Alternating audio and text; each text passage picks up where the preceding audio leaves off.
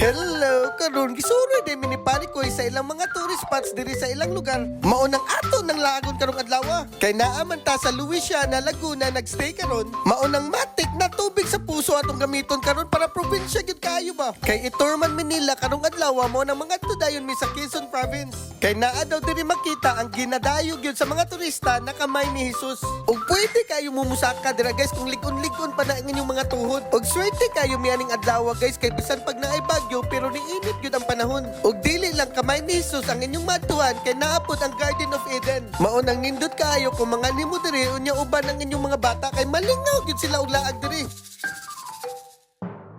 Nya kay udto naman medyo gutom na kayo mao nang ilang gipakao diri sa palaisdaan. Og before ka mosulod sa ilang restaurant, na kay mapalit na kakadit diri. Pride of Quezon daw nilang pagkaon diri guys, mao nang ato na siyang tilawan. While gahulat mi sa among mga order, tanaw sa din ta silang lugar diri. Oy, palayan man siguro ni pero nindot kayo. Pag isa gani ka OFW, mao gyud ni ang pinaka the best na mga tuan kay makarelax gyud bitaw kayo ka. Ug kay naabot naman ang among mga order mo nang mga sa dayon mi.